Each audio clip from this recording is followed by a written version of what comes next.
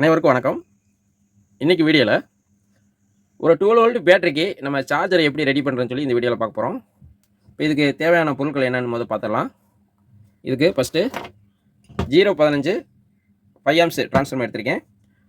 நீங்கள் இதுக்கு minimum 3 arms இருந்தால் கூட போதும். ஆனால் கஸ்டமர் வந்து 5 ஆம்ஸ் கேட்டனால நான் 5 ஆம்ஸ் நான் சூஸ் பண்ணியிருக்கேன். இதுக்கு அடுத்து இது வைக்கிறதுக்கு ஒரு கேபினெட்டு ஒன்று வேணும். அதுக்கடுத்து ஒரு மெயின்ஸ் கார்டு, இதுக்கு வந்து ஒரு சிங்கிள் பவர் சப்ளை போர்டு ஒன்று வேணும்.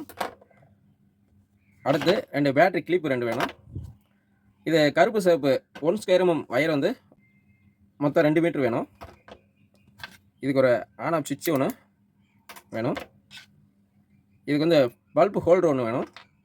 ஒரு சிவப்பு எல்இடி ஒன்று எடுத்திருக்கேன். அடுத்து வந்து ஒரு 1K ரெசிஸ்டர் எடுத்திருக்கேன். அவ்வளோதான். இப்போ இது எப்படி செய்கிறதுன்னு பார்க்கலாம். ஃபஸ்ட்டு கேபினட்டை நம்ம மூடியை கழட்டிக்கலாம். இதில் பார்த்தீங்கன்னா நான் இந்த புஷ்ஷு இதெல்லாம் மாட்டியே வச்சுட்டேன். ட்ரான்ஸ்ஃபார்மருக்கு தேவையான ஹோல்ஸ் எல்லாம் போட்டு வச்சுட்டேன் ரெடியாக. இப்போ நம்ம ட்ரான்ஸ்ஃபார்மரை ஃபஸ்ட்டு ஃபிட் பண்ணிக்கலாம். ஃபிட் பண்ணியாச்சு. அடுத்து இதுக்கு இந்த சுவிட்சை வந்து நம்ம கேபினட்டில் கனெக்ஷன் பண்ணிக்கலாம். கரெக்டாக பொசிஷன் பார்த்து நட்டு போட்டு டைட் வச்சுக்கலாம்.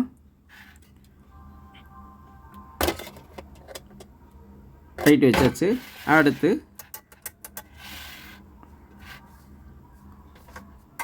இதுக்கு வந்து மெயின்ஸ் கார்டை நம்ம கனெக்ஷன் பண்ணுறதுக்கு ஒரு மெயின்ஸ் கார்டை அந்த ஹோல்ஸில் நம்ம சொருகிக்கலாம். சொருகிக்கிட்டு இதுக்கு வந்து நம்ம ஒரு தேவையான அளவுக்கு அந்த சுவிட்சு அளவுக்கு வச்சுக்கிட்டு அந்த வயரை முடிச்சு போடணும். இப்போ போட்டாச்சு. இப்போ அடுத்து அந்த டிரான்ஸ்ஃபார்மர்லேருந்து ஒரு ஒயர் வருது பாருங்கள், பிளாக் ஒயரு. அந்த ஒயரையும் இந்த மெயின்ஸ் கார்ட்லேருந்து வர்ற ஒரு ஒயரையும் ரெண்டையும் ஒன்றா நம்ம ஜாயின் பண்ணிக்கலாம். இது வந்து ரன்னிங் ஜாயிண்ட்டு நான் போடுறேன். நல்லா ரன்னிங் ஜாயிண்ட் போட்டு அதுக்கு லேசாக பேஸ்ட்டு வச்சுட்டு அப்படியே லெட்டை வச்சு சால்டிங் பண்ணிடலாம். சால்டிங் பண்ணிட்டு அந்த ஸ்லீவை நம்ம எடுத்து விட்டுக்கலாம். எடுத்து விட்டாச்சு. அந்த ஸ்லீவ் மேலே அயனை வச்சு லேசாக வாட்டி விட்டுக்கலாம். இது எதுக்காகனா அந்த ஸ்லீவ் அங்கிட்டுக்கிட்டு உருவாமல் இருக்கிறதுக்காக. இப்போ அடுத்து அந்த டிரான்ஸ்ஃபார்மர்லேருந்து வர்ற ஒரு ஒயரையும் இந்த மெயின்ஸ் கார்ட்லேருந்து வர்ற ஒரு ஒயரையும் ரெண்டையும் அந்த சுவிட்சில் 2 பின் இருக்கும், அதில் 2 பின்னையும் நம்ம சால்டிங் பண்ணிடலாம். சால்டிங் பண்ணியாச்சு. இது அப்படியே நம்ம வயரை ஓர்ஸ் பண்ணணும். அதுக்கு வந்து அந்த டேப்பை வந்து சுற்றிட்டு அந்த வயர் டை எல்லாம் போட்டு வயரை ஓர்ஸ் பண்ணிடலாம். இப்போ டிரான்ஸ்ஃபார்மரோட ப்ரைமரி செக்ஷன் நம்ம வேலை முடிஞ்சிருச்சு. அடுத்து செகண்டரி செக்ஷன் நம்ம வேலை பார்க்கணும். இப்போ நம்ம என்ன செய்யணும்னா இந்த பவர் சப்ளை பிசிபி வைக்கிறதுக்கு ஒரு ஸ்க்ரூ நட்டு போட்டு அந்த கரெக்டாக நம்ம 4 ஸ்க்ரூ போட்டு நம்ம டைட் வச்சுக்கலாம். இப்போ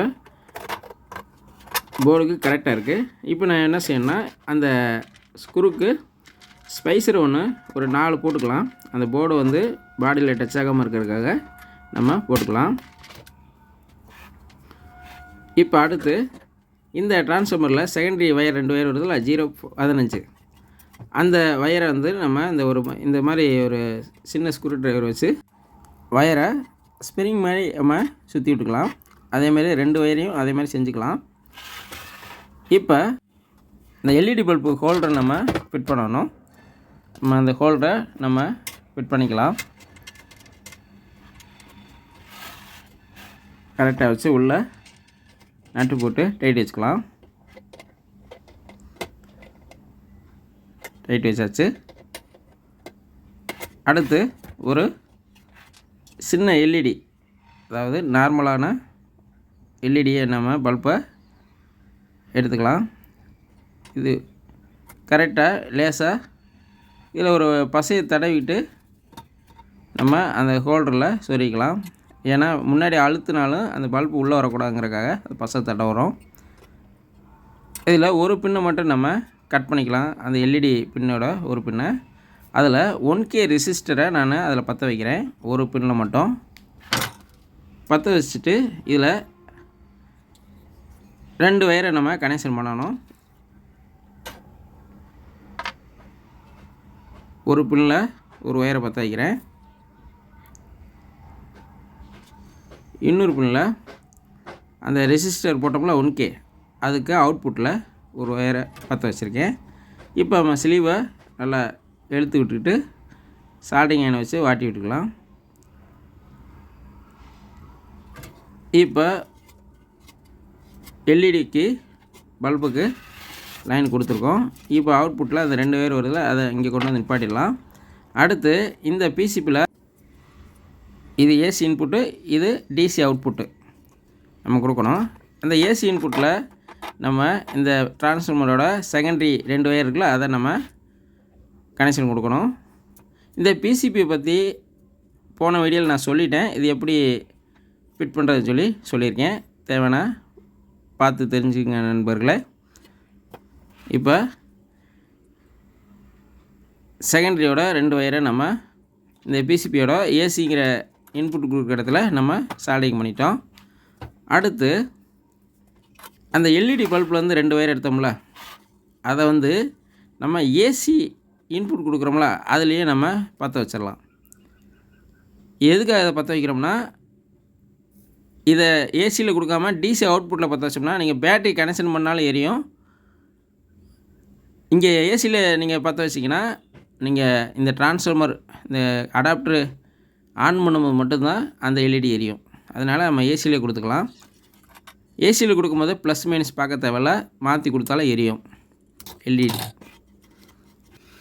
இப்போ அடுத்து இந்த பேட்ரி கனெக்ட் பண்ணுறதுக்கு 2 வயர் நம்ம எடுத்தோம்ல 1 ஸ்கொயரும் 2 வயர் எடுத்துருக்கோம் கருப்பு சேப்பு. அதை நம்ம இந்த கேபினெட்டில் வயரை உள்ளே விட்டு அப்படியே ஒரு முடிச்சு போட்டுக்கலாம். வயர் இழுத்தாலும் வெளியே வராத மாதிரி நம்ம முடிச்சு போட்டுக்கலாம். இது பாடியில் டச் ஆகாமல் இருக்கிறதுக்காக நான் ஒரு ரப்பர் புஷ்ஷு ஒன்று நான் 2 சைடு போட்டிருக்கேன். இப்போ இந்த பவர் சப்ளை பிசிபியில் ஃபஸ்ட்டு ப்ளஸ் வோல்ட் அவுட்டு இருக்கிற இடத்துல நம்ம இந்த வயரை சொருகி சால்டிங் பண்ணிக்கலாம்.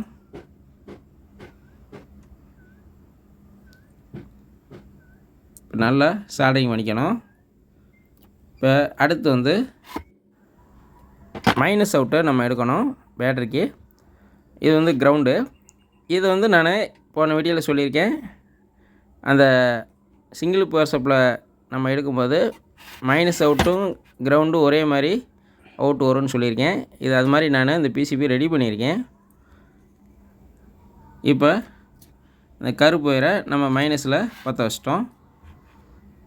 பார்த்துக்குங்க, இது ஏசி இன்புட்டு, அதில் எல்இடி பல்ப் லைனை கொடுத்துருக்கேன். அடுத்து டிசி அவுட்புட்டில் பேட்ரி சார்ஜர் லைனை எடுத்துருக்கோம் வயரை. இப்போ இதுக்கு ஒரு தின்னரை போட்டு ஃபஸ்ட்டு நம்ம க்ளீன் பண்ணிக்கலாம். எப்போயுமே க்ளீன் பண்ணுறது பெஸ்ட்டு. நான் பல வீடியோவில் சொல்லுவேன். இப்போ க்ளீன் பண்ணியாச்சு.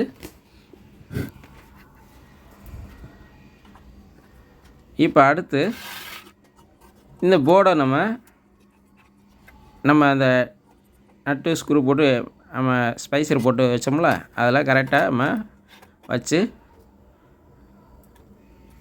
நட்டு போட்டு டைட் வச்சுக்கலாம். இப்போ அந்த போர்டை ஃபிட் பண்ணியாச்சு. வயரை ஓர்ஸ் பண்ணிக்கலாம். இப்போ அவ்வளோதான். இப்போ இந்த பவர் சப்ளை இன்புட் வேலை முடிஞ்சிருக்கு. அடுத்து இந்த பேட்ரி கனெக்ஷன் பண்ணுறதுக்கு நம்ம பேட்ரி கிளிப்பு நம்ம கனெக்ஷன் கொடுக்கணும். இதுக்கு கருப்பு சேப்பு 2 கிளிப் எடுத்திருக்கேன். இது மீடியம் சைஸ் தான். அது ஃபஸ்ட்டு இந்த சிவப்பு வயரை கருப்பு வயரை நான் எப்படி கொடுக்குறேன்னு பாருங்கள். அதே மாதிரியே நீங்கள் கொடுத்துக்குங்க. அந்த ஸ்லீவை நம்ம ஃபஸ்ட்டு எடுத்துக்கலாம். அந்த கிளிப்பில் இருக்க ஸ்லீவை எடுத்துக்கலாம். எடுத்துகிட்டு ஒரு ஸ்லீவ் மட்டும் அந்த வயருக்குள்ளே சொருகிக்கிட்டு இந்த கிளிப்பில் அந்த வயரை உள்ளே விட்டு நான் பண்ணுறேன் பாருங்கள். அதே மாதிரி உள்ளே விட்டு அந்த சைடு மறு சைடு இப்படி வளைச்சி எடுக்கணும். இப்படி எடுக்கிறனால அந்த வயர் வந்து கிரிப்பாக இருக்கும். அதுக்காக இப்போ அந்த வயரை ஸ்லீவை சீவிட்டு கரெக்டாக அந்த வயரை வந்து கிரிப் பண்ணணும். கட்டிங் பிளேடை வச்சு நான் கிரிப் பண்ணுறேன். நல்லா அழுத்தி விட்டோம்னா அந்த வயர் வந்து கிரிப்பாக டைட் ஆகிக்கிறோம். அடுத்து அந்த சைடு பார்த்திங்கன்னா அந்த வயரை கிரிப் பண்ணிக்கலாம். இப்போ 2 சைடுமே நம்ம கிரிப் பண்ணனால வயரு நல்லா ஸ்ட்ரென்த்தாக இருக்கும். இப்போ வந்து அந்த ஸ்லீவை நம்ம சொருகிக்கலாம். இந்த சைடு அந்த ஸ்லீவை நம்ம சொருகிக்கலாம். இப்போ சிவப்பு லைனும் முடிஞ்சிச்சு. இதே மாதிரி நம்ம கருப்பு வயரை இதே மாதிரி கனெக்ஷன் பண்ணிக்க வேண்டியதான். இப்போ அதே மாதிரி ஸ்லீவை நம்ம எடுத்து வயரை டைட் பண்ணிட்டு ஸ்லீவை மாட்டிட்டோம். இப்போ சார்ஜர் ரெடி. இப்போ அடுத்து இதை வந்து நம்ம வோல்ட்டு கொடுத்து நம்ம செக் பண்ணி பார்க்கலாம். இப்போ ட்ரான்ஸ்ஃபார்மரை ஆன் பண்ணியாச்சு. இப்போ அவுட்புட்டில் ஸ்பார்க் வருதான்னு பார்க்குறேன். வருது. இப்போ அடுத்து நம்ம இதை ஒரு பேட்டரியில் கனெக்ஷன் கொடுத்து பார்க்கணும். அதுக்கு முன்னாடி இது எத்தனை வோல்ட் வருதுன்னு நம்ம மல்டிமீட்டரில் செக் பண்ணலாம். இது நம்ம 0.15 ட்ரான்ஸ்ஃபார்மர் போட்டிருக்கோம். ஆனால் இது வந்து 19.7 வோல்ட்டு வருது. இதுக்கு காரணம் என்ன, அவுட்புட்டில் நம்ம 2200 MFT 35 வோல்ட்டு கண்டென்சர் போட்டுக்கிறனால வோல்ட்டு கூட காமிக்குது. இப்போ பேட்ரி ஒன்று செக் பண்ணி காட்டுறதுக்காக எடுத்திருக்கேன். 12.2 வோல்ட் வருது. ஆனால் இது வந்து உங்களுக்கு செக் பண்ணி தான் காட்டுறேன். இப்போ இதில் மைனஸு ப்ளஸ்ஸையும் மட்டும் கரெக்டாக நம்ம பார்த்து அந்த கிளிப்பை நம்ம ஜாயின் பண்ணிக்கிட்டு சார்ஜரை நம்ம ஆன் பண்ணிட வேண்டியதான். இப்போ வோல்ட்டை செக் பண்ணோம்னா இப்போ பாருங்கள் 12.8 வோல்ட்டு காமிக்குது. இது ஒரு 10 நிமிஷம் கழித்து உங்களுக்கு திரும்ப வந்து காட்டுறேன் பாருங்கள் எவ்வளோ காட்டுதுன்னு பாருங்கள். இப்போ 12.9 வோல்ட் வருது. நல்லா நம்ம வச்சு பார்த்தோம்னா 13 வோல்ட்டு பக்கம் வந்துருச்சு. இப்போ சார்ஜ் ஏறிக்கிட்டு இருக்குது. இந்த மாதிரி சின்ன டைப்பு பேட்டரிலாம் நம்ம சார்ஜ் போட்டோம்னா கரெக்டாக ஒரு 1 மணி நேரம் 1.5 மணி நேரத்தில் இந்த சின்ன பேட்டரிலாம் சார்ஜ் ஏறிடும். ஏன்னா நம்ம 15 வோல்ட்டு ட்ரான்ஸ்ஃபார்மர் யூஸ் பண்ணுறதுனால 100 ஆம்ஸ் பேட்டரி இது மாதிரி யூஸ் பண்ணோம்னா ஒரு 8 மணி நேரத்துக்குள்ளே சார்ஜ் ஃபுல்லாகிடும். நம்ம அதை டிஸ்கனெக்ட் பண்ணிடணும். சார்ஜ் போட்டே வைக்கக்கூடாது. இது வந்து குயிக் சார்ஜர் மாதிரி ஃபங்க்ஷன் ஆகும். இப்போ இது கேபினட்டுக்கு ஸ்க்ரூ போட்டு நம்ம க்ளோஸ் பண்ணிட்டோம். இப்போ எப்படி இருக்குன்னு பாருங்கள். முன் பொசிஷன், பேக் சைடு இதெல்லாம் எப்படி இருக்குன்னு பாருங்கள். ஃபிட்டிங்லாம் கரெக்டாக நம்ம பண்ணிட்டோம். அவ்வளோதான். இப்போ வந்து நம்ம ஒரு 12 வோல்ட்டு பேட்டரி சார்ஜ் பண்ணுறதுக்காக சார்ஜரை நம்ம ரெடி பண்ணிட்டோம். இது மாதிரி நீங்கள் சார்ஜரை ரெடி பண்ணிக்கலாம் நண்பர்களே. அவ்வளோதான் நண்பர்களே. இந்த வீடியோ உங்களுக்கு பிடிச்சிருக்குன்னு நினைக்கிறேன். பிடிச்சிருந்தால் லைக் பண்ணுங்கள். மீண்டும் அடுத்த வீடியோவில் சந்திப்போம். நன்றி, வணக்கம்.